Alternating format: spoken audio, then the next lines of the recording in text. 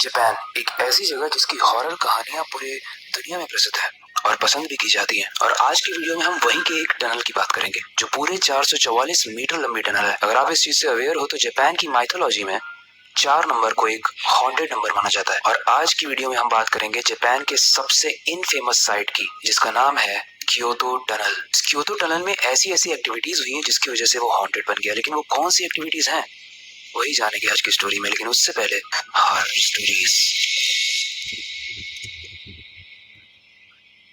शाम का समय था और एक डॉक्टर अपने हॉस्पिटल में अपना काम खत्म करने के बाद अपने घर की तरफ जा रहा था, लेकिन रास्ते में हद से ज्यादा ट्रैफिक होने की वजह से उसे एक ऑल्टरनेटिव रास्ता लेना पड़ता है, एक ऐसा रास्ता जो क्योतो टनल से गुजरता है। अब वैसे तो उसने कई लोगों से कहते हुए सुना था कि वो टनल एक हॉन्टेड टनल है, लेकिन आई एम श्योर कि जब तक किसी के साथ वो रियल में इंसिडेंट नहीं होता है वो उस बात को नहीं मानता है। और इस डॉक्टर के साथ भी कुछ ऐसा ही केस था, इसलिए वो इन सारी बातों को इग्नोर करके उस टनल के अंदर अपनी कार को ले जाता है, ये सोचते हुए कि वो जल्दी पार कर लेगा और यहाँ तो ट्रैफिक भी नहीं है। लेकिन जैसे ही वो टनल के अंदर घुसता है उसे ऐसा फील होता है कि उसकी साइड वाली सीट पर कोई बैठा है। और जैसे ही वो देखता है कि वहाँ पे एक्चुअली में कोई भी नहीं है। उसने अपनी कार की सारी लाइट्स को जला दिया क्योंकि टनल के अंदर बहुत ज्यादा अंधेरा था। लेकिन स्ट्रेंज बात यह है कि सारी लाइट्स को ऑन करने के बाद भी वो अंधेरा दूर दूर तक खत्म ही नहीं हो रहा था। ऐसा लग रहा था कि लाइट्स वहां पर काम ही नहीं कर रही हैं। बट फिर भी उसने लोगों से सुना था कि वहां पे बहुत लोग रहते हैं, बहुत मरे हुए लोग रहते हैं, बट दूर दूर तक उसे कोई दिख नहीं रहा था, इसलिए वो इस चीज से तो रिलैक्स था। लेकिन थोड़ी देर बाद एक स्ट्रेंज चीज होती है, उसकी कार की स्पीड अपने आप बहुत तेज होने लगती है। वो थोड़ा सा घबरा जाता है कि मेरे हाथ में मेरे स्टीयरिंग और मेरे स्पीड का कंट्रोल क्यों नहीं है कार का। जैसे जैसे वो टनल के और ज्यादा गहरे अंधेरे की तरफ जा रहा था वैसे वैसे उसे कुछ आवाजें भी सुनाई देने लगती है और उसकी कार बहुत तेज हो जाती है। उसे बहुत ज्यादा डर लग रहा था, वो बस यही सोच रहा था कि जल्दी से जल्दी मैं इस टनल को पार करूं। कल समय बीत जाता है और कुछ देर के बाद वो उस टनल को पार कर भी लेता है और बाहर निकलते ही वो अपनी गाड़ी को रोकता है और उसके अंदर से बाहर निकल कर दिखता है तो वो एक स्ट्रेंज चीज को नोटिस करता है।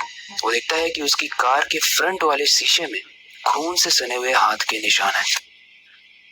ये देखते ही उसकी हालत खराब हो गई। हालत खराब होने के बाद उसने एक चीज तो समझ ली कि ये ऐसा वैसा टनल नहीं है, यहाँ पक्का कुछ ना कुछ घटनाएं हुई हैं। लेकिन ऐसा क्या हुआ था उस टनल में जिसकी वजह से लोग ऐसी चीजें एक्सपीरियंस करते हैं? ये जानने के लिए हमें थोड़ा सा पीछे जाना पड़ेगा। देखो, इस टनल को एक कॉन्ट्रैक्टर ने बहुत सारे मजदूरों को बुलाकर बनवाया था। अब जो बंधुआ मजदूर थे उनकी सैलरी बहुत कम थी, उसमें से बहुत सारे लोग बीमार भी थे, लेकिन उसके बावजूद उनके पासपोर्ट को जब्त कर लिया गया था। उन्हें उनकी फैमिली से मिलने नहीं दिया जा रहा था और इससे भी ज्यादा उनके साथ अगर कुछ बुरा हो सकता था तो वो ये हुआ कि काम करते वक्त उन सारे मजदूरों के ऊपर उस टनल के पत्थर गिर गए जिसकी वजह से उनकी मृत्यु हो गई। ऐसा माना जाता है कि उसमें से बहुत सारे मजदूर बचे भी थे अंदर, लेकिन कॉन्ट्रैक्टर ने उनकी वैल्यू नहीं समझी और हेल्प ना करने की वजह से सारे ही लोग मर गए। गाइस, ये हम इग्नोर नहीं कर सकते कि वो सारे ही लेबर्स, वो सारे ही मजदूर इस सोसाइटी में इक्वली कंट्रीब्यूट कर रहे थे, बट फिर भी उनकी वैल्यू नहीं की गई जिसकी वजह से वो मर गए। ये तो क्योतो टनल की बहुत सारी हॉन्टेड कहानियों में से एक कहानी थी। उसकी दूसरी कहानी ये है कि वहाँ पर एक जादूगर रहता था जो काला जादू करता था और उसने वहाँ पर ऐसी बहुत सारी बॉडीज लाकर उस पर काला जादू किया था उन्हें मारने के बाद। और ऐसा माना जाता है कि वही बॉडीज की जो आत्माएं हैं वो उस टनल में भटकती है। इसकी तीसरी कहानी है, वहाँ पर एक साइको किलर हुआ करता था जिसे लोगों के इंटरनल ऑर्गन्स को खाने में मजा आता था और वो सारे ही लोगों की बॉडीज लाकर उसी टनल में दफना देता था। गाइस, इतनी ज्यादा भयानक बैक स्टोरी होने के बाद मुझे नहीं लगता कि ये जो भूत वाली स्टोरीज है यहाँ की वो सब झूठ है, क्योंकि एक्चुअली में इस टनल में ऐसी बहुत सारी अनवांटेड और इलीगल एक्टिविटीज हुई है। भले कहानी कितनी ज्यादा सच है या कितनी ज्यादा झूठ है वो तो हम नहीं कह सकते, बट कहानियां सेंस तो बना रही हैं।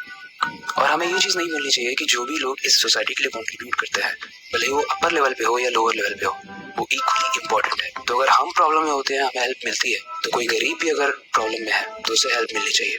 एटलीस्ट इस कहानी से तो हमें ये सीखने को मिलता है, वरना वो भूत बन के बहुत गंदे तरीके से तंग करेंगे जैसे इस क्योतो टनल में लोग एक्सपीरियंस करते हैं। पहले आपको क्या लगता है इस कहानी से रिलेटेड? कोई भी फीडबैक हो आप कमेंट सेक्शन में बता सकते हो। आपके पास कोई सजेशन है नेक्स्ट स्टोरी से रिलेटेड, वो भी आप कमेंट सेक्शन में बता सकते हो। वेल, वक्त आ चुका है इस स्टोरी को एंड करने का और नई स्टोरी पर काम स्टार्ट करने का, लेकिन जाने से पहले मैं बस एक ही चीज कहना चाहूंगा, अपनी क्यूरियोसिटी को डाई मत होने देना, नई चीजें सीखते रहना, अपने बेड के नीचे और खिड़की के बाहर जरूर देख लेना। मिलते हैं अगली वीडियो में।